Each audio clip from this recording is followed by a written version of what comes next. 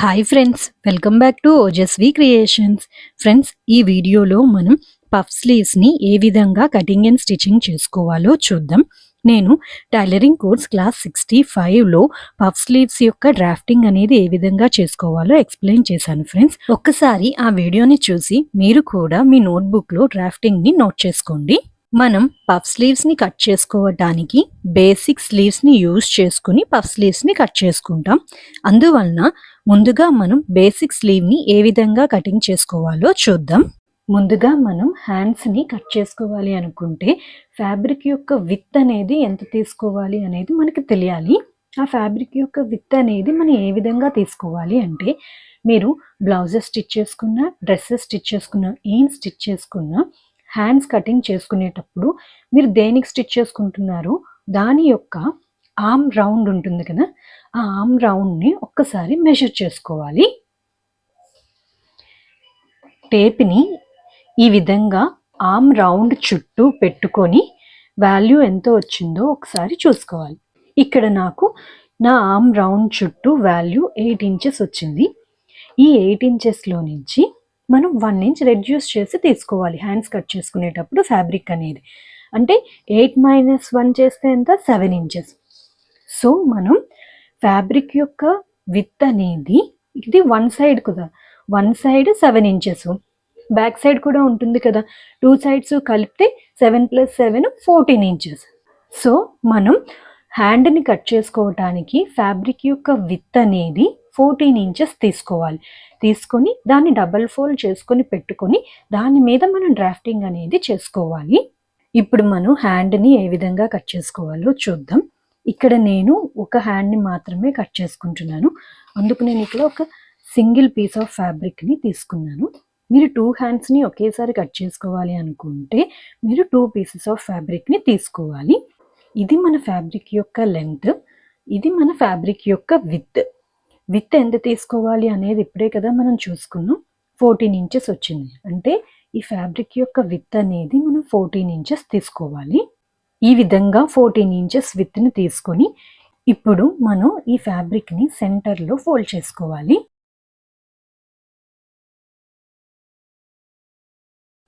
ఈ విధంగా సెంటర్లో ఫోల్డ్ చేసుకున్న తరువాత ఇది మనకి ఫోల్డెడ్ సైడ్, ఇది ఓపెన్ సైడ్. ఈ ఫోల్డెడ్ సైడ్ అనేది ఎప్పుడు మన వైపు ఉండే విధంగా పెట్టుకుని మనం మార్కింగ్ చేసుకోవాలి. ఇక్కడ స్లీవ్ యొక్క లెంత్ అనేది మన చాయిస్ బట్టి తీసుకోవచ్చు. ఇక్కడ నేను స్లీవ్ యొక్క లెంత్ అనేది 5 ఇంచెస్ పెట్టుకుంటున్నాను. ఆ 5 ఇంచెస్కి 1 ఇంచ్ మార్జిన్ కోసం యాడ్ చేసుకొని లెంత్ అనేది మనం 6 ఇంచెస్ తీసుకోవాలి. ఇప్పుడు మనం ఇక్కడ నుంచి కిందకి స్లీవ్ డౌన్ కోసం మార్కింగ్ అనేది చేసుకోవాలి. స్లీవ్ డౌన్ ఫార్ములా ఈజ్ మన చెస్ట్ రౌండ్ ఎంత ఉంటుందో దాన్ని డివైడెడ్ బై 12 చేసి తీసుకోవాలి. ఇక్కడ chest round 28 inches, divided by 12 చేసుకుంటే 2.3 ఇంచెస్. సో మనం టేప్ని ఇక్కడ నుంచి పెట్టుకొని 2.3 ఇంచెస్ ఎక్కడ వచ్చిందో చూసుకొని అక్కడ ఒక మార్కింగ్ అనేది చేసుకోవాలి.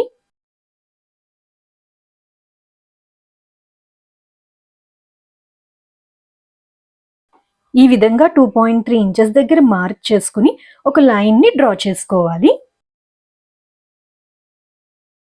ఇప్పుడు మనం ఈ మార్క్ చేసుకున్న లైన్ మీద ఆర్మ్ హోల్ కోసం మార్కింగ్ అనేది చేసుకోవాలి. ఇక్కడ ఆర్మ్ హోల్ మార్క్ చేసుకోవడానికి ఫార్ములా ఈజ్ మన చెస్ట్ రౌండ్ ఎంత ఉంటుందో డివైడెడ్ బై 5 చేసుకుని తీసుకోవాలి. ఇక్కడ చెస్ట్ రౌండ్ 28 ఇంచెస్, దాన్ని డివైడెడ్ బై 5 చేసుకుంటే 5.6 ఇంచెస్ వచ్చింది. మనం ఈ లైన్ మీద 5.6 ఇంచెస్ దగ్గర మార్క్ చేసుకోవాలి. ఇప్పుడు మనం ఈ పాయింట్ నుంచి ఇక్కడ మనం ఆర్మ్ హోల్ని మార్క్ చేసుకున్నాం కదా, ఈ పాయింట్ దగ్గరికి కలుపుతూ ఒక లైన్ని డ్రా చేసుకోవాలి.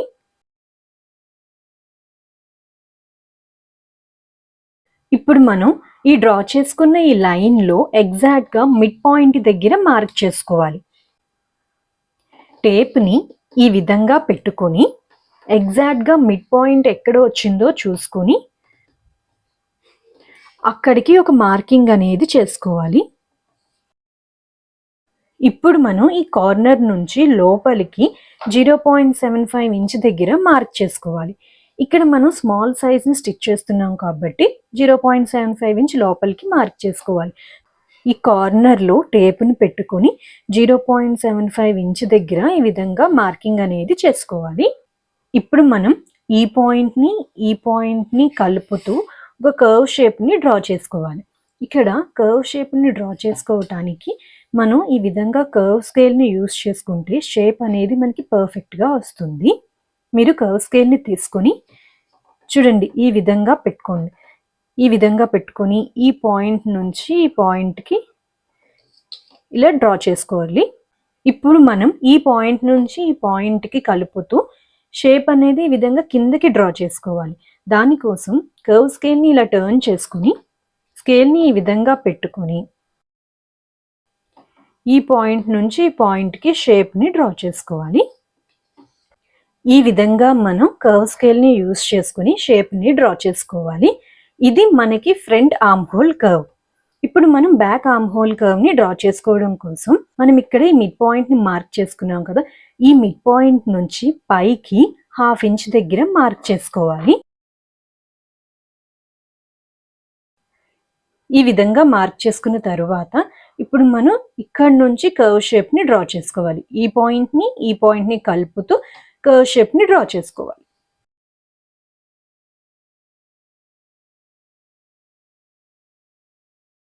ఇది మనకి బ్యాక్ ఆర్మ్ హోల్ కర్వ్ అన్నమాట. ఈ విధంగా మనం back arm hole curve and front arm hole కర్వ్ని డ్రా చేసుకోవాలి. ఇప్పుడు ఈ కార్నర్లో మనం ఈ విధంగా లైన్ అనేది స్ట్రైట్గా ఉంచకుండా చిన్ని కర్వ్ షేప్ని ఈ విధంగా డ్రా చేసుకోవాలి. ఈ కిందన మనం స్లీవ్ ఎండ్ రౌండ్ని మార్క్ చేసుకోవాలి. ఇక్కడ మన స్లీవ్ ఎండ్ రౌండ్ 9 ఇంచెస్ ఉంది.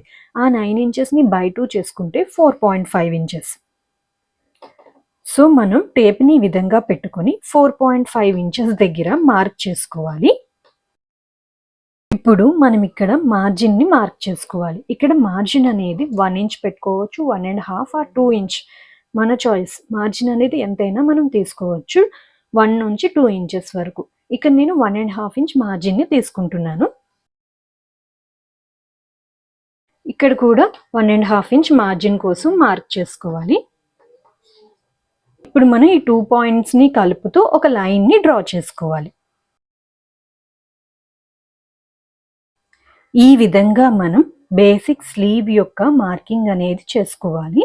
ఇప్పుడు మనం మార్క్ చేసుకున్నాం కదా, ఈ లైన్ మీద కట్ చేసుకోవాలి. ముందుగా మనం బ్యాక్ ఆర్మ్ హోల్ కర్వ్ని కట్ చేసుకోవాలి.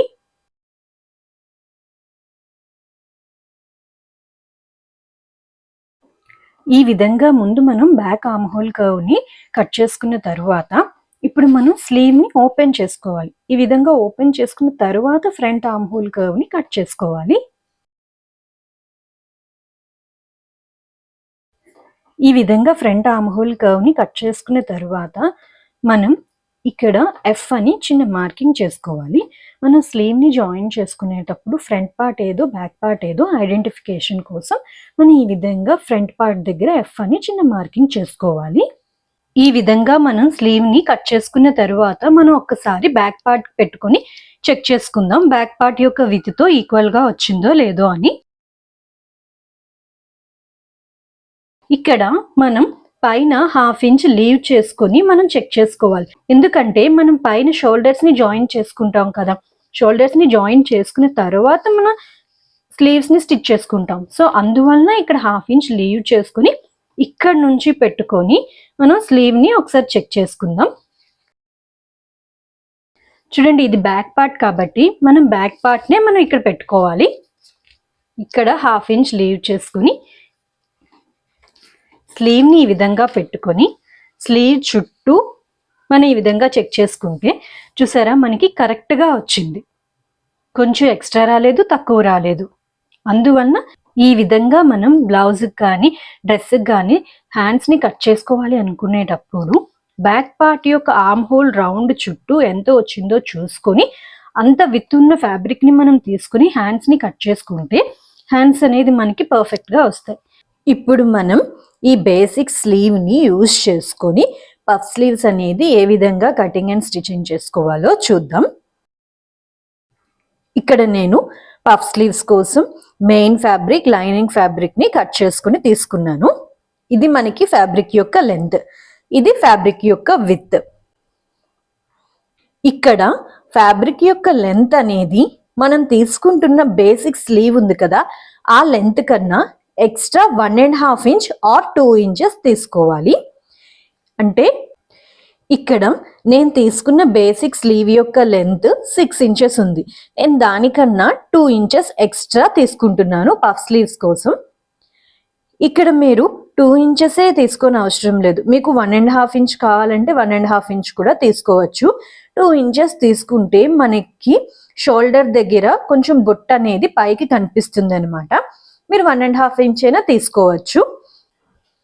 అదే విధంగా మనం ఫ్యాబ్రిక్ యొక్క విడ్త్ అనేది కూడా మనం బేసిక్ స్లీవ్ యొక్క విడ్త్ ఎంత తీసుకుంటున్నామో దానికన్నా ఎక్స్ట్రా 8 ఇంచెస్ కానీ 8.5 ఇంచెస్, 10 ఇంచెస్ ఆర్ 13 ఇంచెస్ వరకు మీకు ఎంత విడ్త్ ఎక్స్ట్రా కావాలన్నా మీరు మీ ఫ్యాబ్రిక్ బట్టి అంత విడ్త్ని తీసుకోవచ్చు. మీరు ఫ్యాబ్రిక్ అనేది ఎంత ఎక్కువ ఎక్స్ట్రా తీసుకుంటే మీకు ప్లీట్స్ అనేవి అంత ఎక్కువగా వచ్చి బుట్ట అనేది ఎక్కువగా వస్తుందన్నమాట. కానీ ఈ ఎక్స్ట్రా ఫ్యాబ్రిక్ విడ్త్ అనేది మీరు 8 ఇంచెస్ అయినా మ్యాక్సిమం తీసుకోవాలి. 8 ఇంచెస్ కన్నా తక్కువ తీసుకున్నారనుకోండి, అంటే 6 ఇంచెస్ 7 ఇంచెస్ తీసుకుంటే మీకు ప్లీట్స్ అనేది అంత ఎక్కువగా రాదనమాట, మీకు బుట్ట అనేది ఎక్కువగా కనిపించదు. కంపల్సరీగా మీ బేసిక్ స్లీవ్ విడ్త్ కన్నా ఒక 8 ఇంచెస్ విడ్త్ అనేది మీరు ఎక్స్ట్రా తీసుకున్నా మీకు కొంచెం బుట్ట అనేది కనిపిస్తుంది. ఇక్కడ నేను నా బేసిక్ స్లీవ్ యొక్క విడ్త్ కన్నా 10 ఇంచెస్ ఎక్స్ట్రా తీసుకుంటున్నాను. మీకు ఎంత విడ్త్ కావాలంటే మీరు అంత ఎక్స్ట్రా తీసుకోవచ్చు. ఈ విధంగా మనం బేసిక్ స్లీవ్ ని బేస్ చేసుకొని పఫ్ స్లీవ్స్ కోసం లెంత్, విడ్త్ అనేది తీసుకోవాలి. మనం ఇక్కడ కటింగ్ అనేది లైనింగ్ ఫ్యాబ్రిక్ మీద చేసుకుందాం. సో మన ఈ మెయిన్ ఫ్యాబ్రిక్ ని తీసి పక్కన పెట్టుకోవాలి. ఇక్కడ నేను ఒక స్లీవ్ నే కట్ చేసుకుంటున్నాను, అందుకే మీకు ఒక పీస్ ఆఫ్ ఫ్యాబ్రిక్ నే చూపిస్తున్నాను. మీకు 2 స్లీవ్స్ ఒకేసారి కట్ చేసుకోవాలి అనుకుంటే మీరు 2 పీసెస్ ఆఫ్ ఫ్యాబ్రిక్ ని తీసుకొని సెంటర్ లో ఫోల్డ్ చేసుకుని పెట్టుకోవాలి. ఈ విధంగా ఫ్యాబ్రిక్ ని సెంటర్ లో ఫోల్డ్ చేసుకున్న తరువాత ఇది మనకి ఫోల్డెడ్ సైడ్, ఇది ఓపెన్ సైడ్. ఈ ఫోల్డెడ్ సైడ్ అనేది ఎప్పుడు మన వైపు ఉండే విధంగా పెట్టుకుని మనం మార్కింగ్ చేసుకోవాలి. ఇప్పుడు మనం దీని మీద మనం బేసిక్ స్లీవ్ ప్యాటర్న్ ని కట్ చేసుకున్నాం కదా, ఆ పేపర్ ని పెట్టుకోవాలి. ఈ విధంగా ప్లేస్ చేసుకున్న తరువాత ఇక్కడ మనం పఫ్ కోసం ఎక్స్ట్రా 10 ఇంచెస్ తీసుకున్నాం కదా, అంటే మన ఫ్యాబ్రిక్ డబుల్ ఫోల్డ్ లో ఉంది కాబట్టి ఇక్కడ మనకి 5 ఇంచెస్ కనిపిస్తుంది. సో మనం ఈ విధంగా ఈ 5 ఇంచెస్ దగ్గర మనం ఒక లైన్ ని డ్రా చేసుకోవాలి.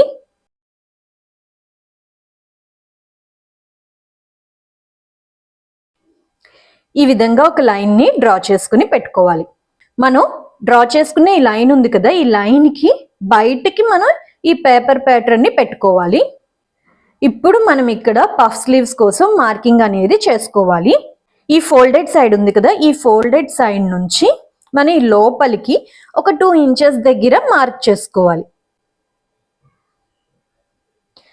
ఈ విధంగా మార్క్ చేసుకుని ఇప్పుడు మనం ఈ పాయింట్ నుంచి ఇక్కడ బేసిక్ స్లీవ్ ఉంది కదా, ఇక్కడికి కలుపుతూ మనం కర్వ్ షేప్ ని డ్రా చేసుకోవాలి. ఈ విధంగా మనం కొంచెం కొంచెంగా డ్రా చేసుకుంటూ మనం ఇక్కడ ఈ బేసిక్ స్లీవ్ ని పెట్టుకున్నాం కదా, అక్కడికి ఈ విధంగా కర్వ్ షేప్ ని డ్రా చేసుకోవాలి. ఈ విధంగా మనం ఈ పాయింట్ నుంచి ఇక్కడికి కలుపుకున్న తరువాత మన బేసిక్ స్లీవ్ ప్యాటర్న్ డ్రాఫ్టింగ్ ఉంది కదా, దాన్ని యాజ్ ఇట్ ఈజ్ గా డ్రా చేసుకోవాలి.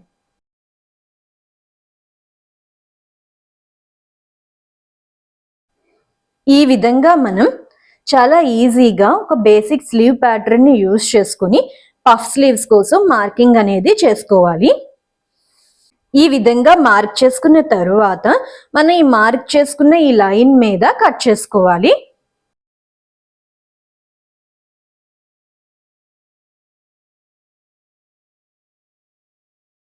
ఇక్కడ మనం ఇది మనకి ఎక్స్ట్రా మార్జిన్ తీసుకున్నాం కదా, సో దాన్ని ఇక్కడ మార్కింగ్ అనేది ఈ విధంగా చేసుకోవాలి.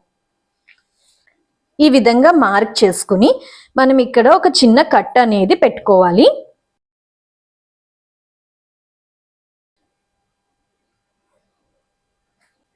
ఈ విధంగా మనం పఫ్ స్లీవ్స్ కోసం కటింగ్ అనేది చేసుకోవాలి. మనం పఫ్ స్లీవ్స్ కి కిందన ఈ విధంగా ఒక స్మాల్ పట్టీని స్టిచ్ చేసుకుంటాం. ఈ పట్టీ కోసం మనం ఫ్యాబ్రిక్ యొక్క లెంత్ విడ్త్ ఎంత తీసుకోవాలో ఇప్పుడు చూద్దాం. ఇక్కడ నేను ఒక స్మాల్ పీస్ ఆఫ్ ఫ్యాబ్రిక్ ని కట్ చేసుకున్నాను. ఈ ఫ్యాబ్రిక్ యొక్క విడ్త్ అనేది మనం 14 ఇంచెస్ తీసుకోవాలి.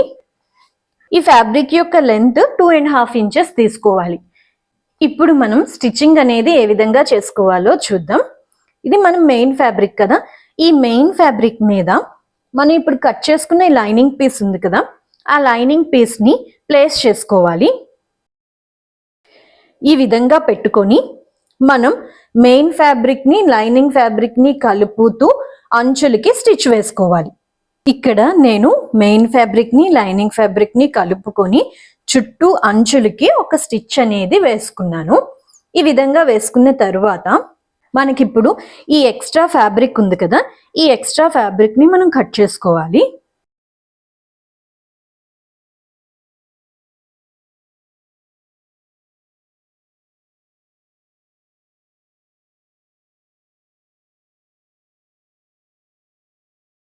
ఈ విధంగా మనం ఈ చుట్టూ ఉన్న ఎక్స్ట్రా ఫ్యాబ్రిక్ ని కట్ చేసుకున్న తరువాత ముందుగా మనం ఈ కిందన ప్లీట్స్ అనేది పెట్టుకోవాలి. మనం ఈ కిందన ప్లీట్స్ ని పెట్టుకునేటప్పుడు ఇక్కడ మనం ఎక్స్ట్రా ఫ్యాబ్రిక్ ని యాడ్ చేసుకున్నాం కదా సెంటర్ లో, దానికి కొంచెం ముందు నుంచి స్టార్ట్ చేసుకోవాలి. ప్లీట్స్ అనేది ఇక్కడ నుంచి ఈ విధంగా మనం చిన్న చిన్న ప్లీట్స్ అనేది పెట్టుకోవాలి.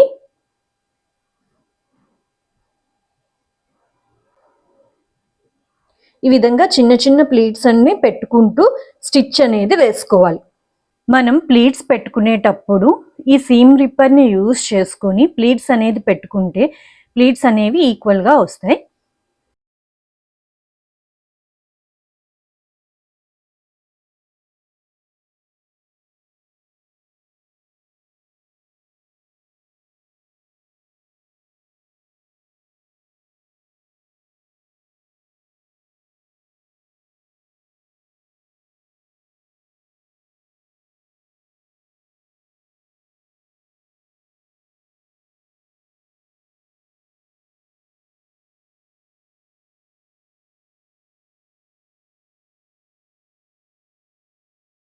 ఈ విధంగా మనం కిందన ప్లీట్స్ పెట్టుకున్న తరువాత ఒక్కసారి మనం ప్లీట్స్ యొక్క విడ్త్ అనేది మన బేసిక్ స్లీవ్ తో ఈక్వల్ గా వచ్చిందో లేదో చెక్ చేసుకోవాలి.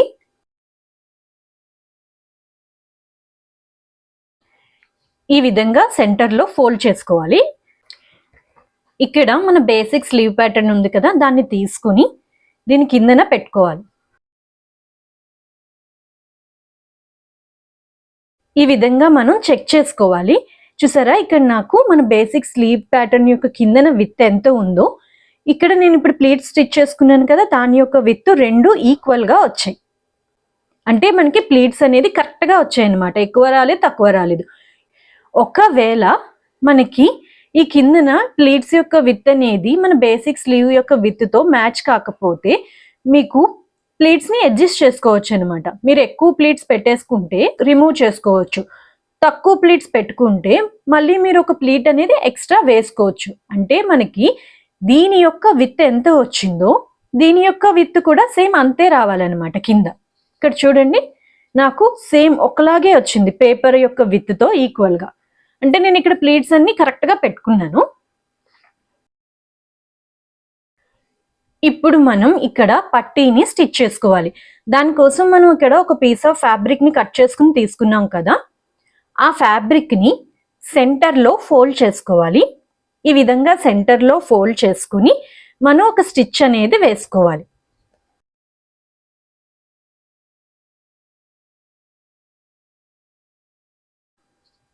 ఈ విధంగా స్టిచ్ చేసుకున్న తరువాత ఇప్పుడు మనం ఈ పీస్ ని మనం స్లీవ్ కి కిందన ఈ విధంగా పెట్టుకొని ఇక్కడ ఒక స్టిచ్ అనేది వేసుకోవాలి.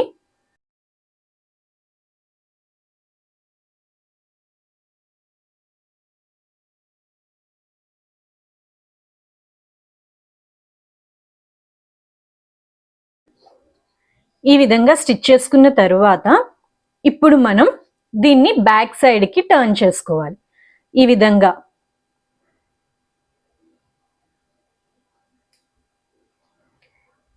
విధంగా టర్న్ చేసుకుని ఇక్కడ ఒక స్టిచ్ అనేది వేసుకోవాలి.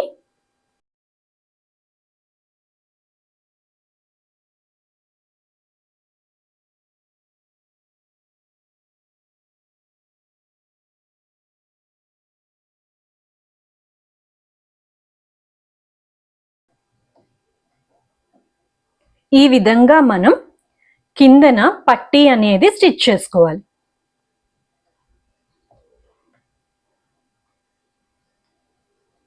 బ్యాక్ సైడ్ మనకి ఈ విధంగా వస్తుంది.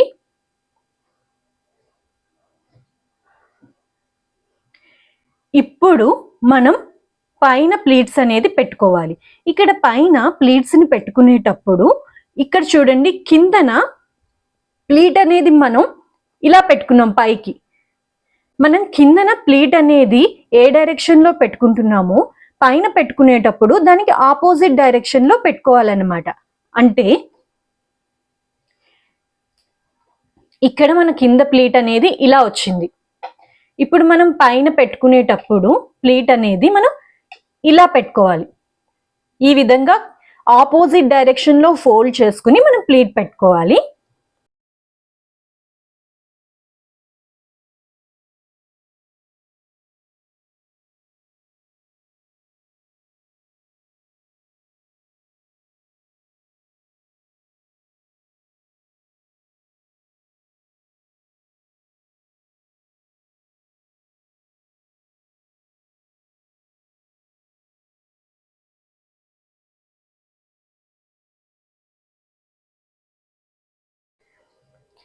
ఈ విధంగా మనం కింద ప్లీట్స్ అనేది ఏ డైరెక్షన్ లో పెట్టుకుంటున్నామో పైన ప్లీట్స్ అనేది దానికి ఆపోజిట్ డైరెక్షన్ లో పెట్టుకొని స్టిచ్ చేసుకోవాలి. ఈ విధంగా స్టిచ్ చేసుకుంటే మనకి పఫ్ స్లీవ్స్ అనేది ఈ విధంగా రెడీ అవుతాయి. బ్యాక్ సైడ్ మనకి ఈ విధంగా వస్తుంది. ఇది మనకి ఫ్రంట్ సైడ్.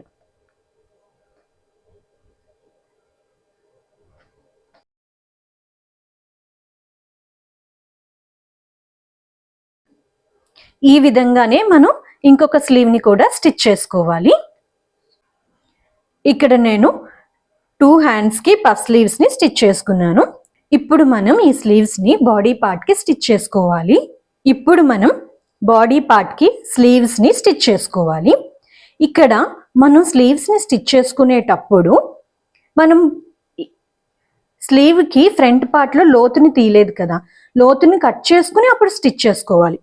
అంటే ఇక్కడ మనం ఈ బాడీ పార్ట్ యొక్క సెంటర్ ఉంది కదా, బాడీ పార్ట్ యొక్క సెంటర్ కి మన స్లీవ్ యొక్క సెంటర్ ని వచ్చే విధంగా పెట్టుకోవాలి. ఈ విధంగా పెట్టుకుని ఇది మనకి ఫ్రంట్ పార్ట్ కదా, అంటే మనం ఇక్కడ ఇటువైపు ఫ్రంట్ పార్ట్ కి లోతు తీసుకోవాలన్నమాట. సో మన దగ్గర ఈ బేసిక్ స్లీవ్ ఉంది కదా, దాన్ని ఈ విధంగా పెట్టుకొని ఇక్కడ నుంచి ఫ్రంట్ పార్ట్ యొక్క లోతుని కట్ చేసుకోవాలి. కట్ చేసుకుని అప్పుడు మనం బాడీ పార్ట్ కి స్లీవ్ ని స్టిచ్ చేసుకోవాలి. బాడీ పార్ట్ యొక్క సెంటర్ దగ్గర స్లీవ్ యొక్క సెంటర్ వచ్చే విధంగా పెట్టుకుని మనం స్లీవ్ ని ఈ